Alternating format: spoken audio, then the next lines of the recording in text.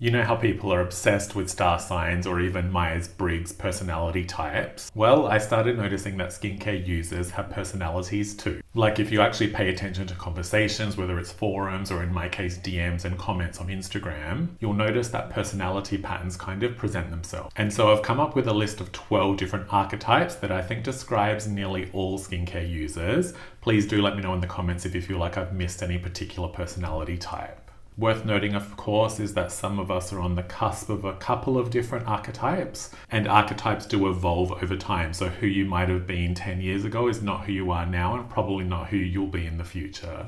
The point of this video is really to describe that there are no rules, there's no right way to do skincare, but I think understanding these different philosophies is kind of interesting, so I thought I'd present it in a way that emulates the way we think about star signs and personality types generally. Genetics, past experiences, the passage of time, your overall environment, all of these things shape how you, how we see ourselves in the mirror. And in the very wise words of Beyonce and Warsaw Shire, if you've seen Lemonade, the past and the future merge to meet us here. That is very much true for skincare. How we treated ourselves, how we treated our skin in the past influences what we do now and how our skin will look in the future. Some people are on a journey of prevention, other people are looking for correction. Of course, there are many people that have bulletproof genetics, so it doesn't really matter as much what they do. And on the other side of that is chronic skin conditions that are probably genetic or internally related.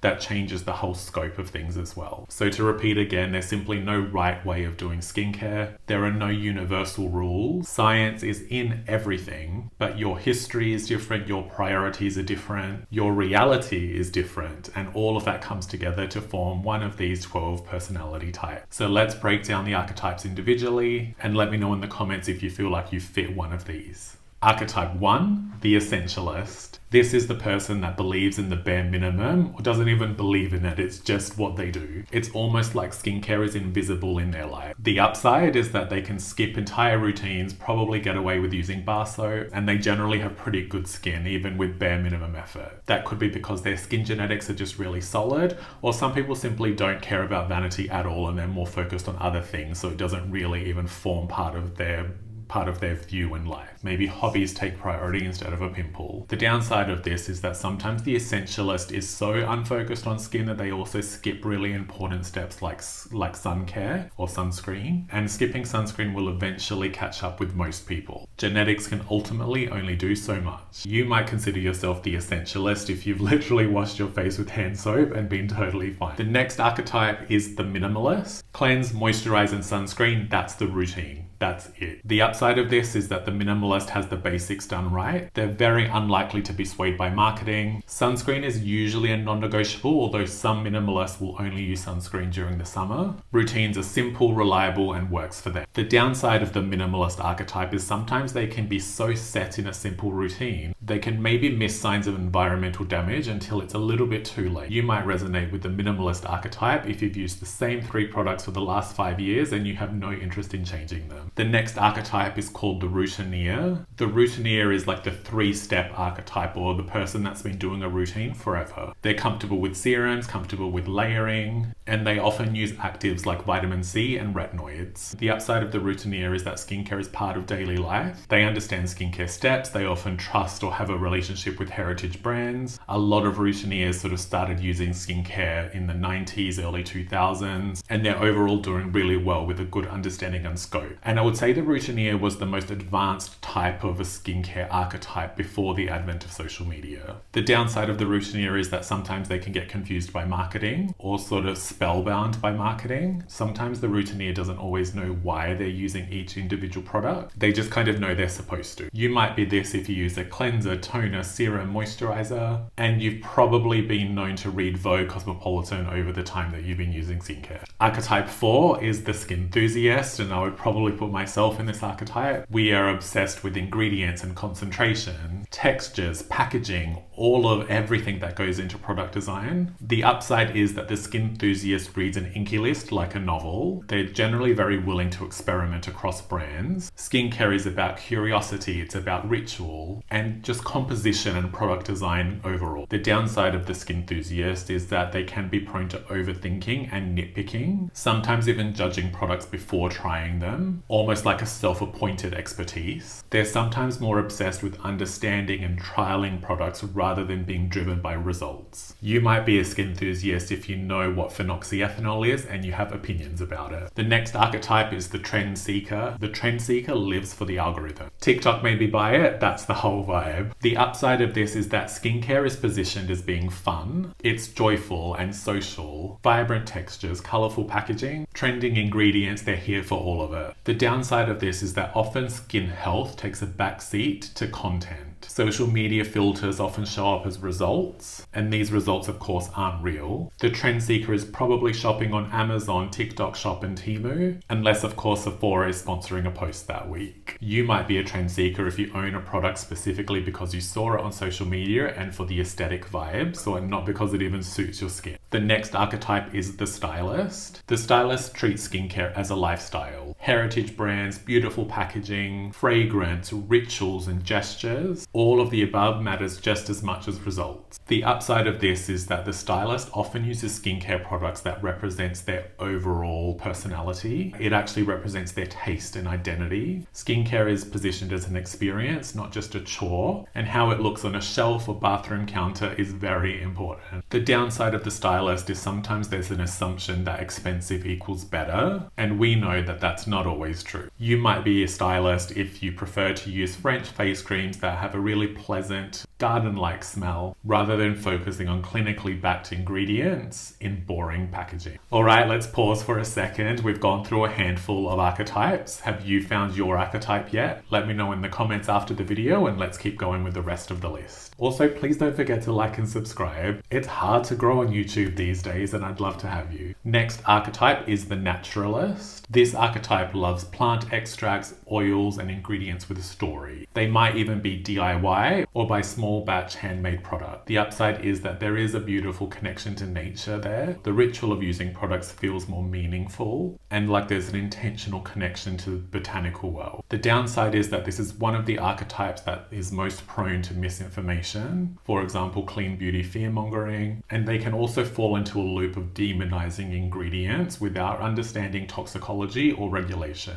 You might be the Naturalist if you've made a face mask in your kitchen using honey and oat, and the process of making that felt spiritual and calming. The next archetype is the Facialist. The Facialist wants structure and expertise. They're looking for clinical facial treatment, extractions, and probably seeking customized protocols. Skincare feels like a professional craft. The upside is that the Facialist archetype is often deeply concerned with skin health and appearance, and they often have very well-rounded habits. The downside of this archetype is that they can often fall for medical grade jargon, sometimes pampering disguised as a medical treatment, and prone to service providers who overstep their training. You might be the Facialist if you have monthly appointments with your esthetician, and they know your skin better than you do. The next archetype is the Purist. The Purist is evidence-driven and no nonsense. Retinoids, probably prescription, niacinamide where needed, sunscreen definitely. Basically peer-reviewed studies or bust. The upside of the Purist is that their skincare routine is usually based in logic and science that has been truly demonstrated over and over again and probably used for years. They're not swayed by gimmicks, and I would say this is the most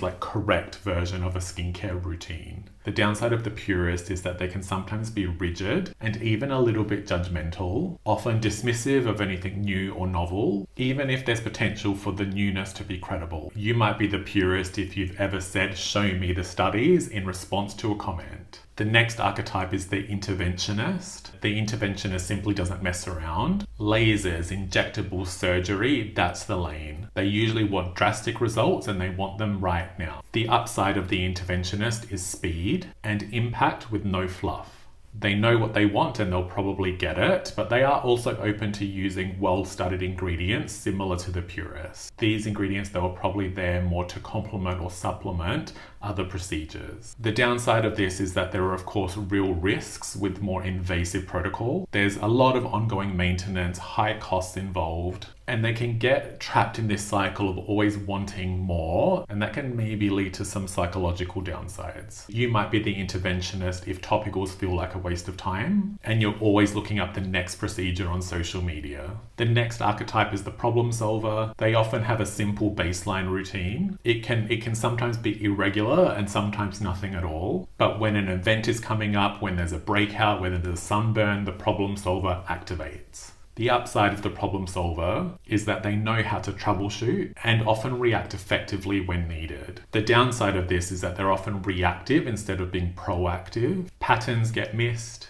and they might have a drawer full of spot treatments and face masks. You might be the problem solver when you only really care about skincare situationally when there's a problem to solve. And the last archetype I'm calling the biohacker. The biohacker treats skincare like a science experiment. It's all about combining topicals with longevity science that might include supplements, lots of tracking, and they love the word optimization. The upside of this is that the biohacker probably integrates skincare within lifestyle, nutrition, and fitness. They love learning about and staying ahead of wellness trends. The downside of this is that the biohacker is often prone to fringe ideas, lots and lots of clickbait, lots of oversimplification, and very prone to trusting like broadcasts or podcasts with self-proclaimed experts. You might be the biohacker if you do get most of your information from longevity podcasts, and you're low-key trying to live forever. Just as a little cheeky aside, this archetype might only exist so that men can feel comfortable talking about vanity and beauty. It has to be hacked, not simply applied or enjoyed. Sorry bros. So we've reached the end of the 12 archetypes. I hope you found one that resonates with you. This is quite a lighthearted video, so don't take it too seriously. I didn't mean any offense. Stereotypes obviously don't apply to anybody completely. All of this changes depending on our lifestyle, what we are willing to spend, both financially and with time, and just overall what our skin is doing. But really that's the whole point of this video, is to describe how many personalities they are and how many philosophies there are in skincare. So again, there's no correct way, there's no rule book. It's your skin, your rules, your priorities. Don't let anybody make you feel like you're doing anything wrong. Thank you very much for watching. I'd love if you'd subscribe to my channel, and I will see you in the next video, hopefully with less sweat because it's super hot today.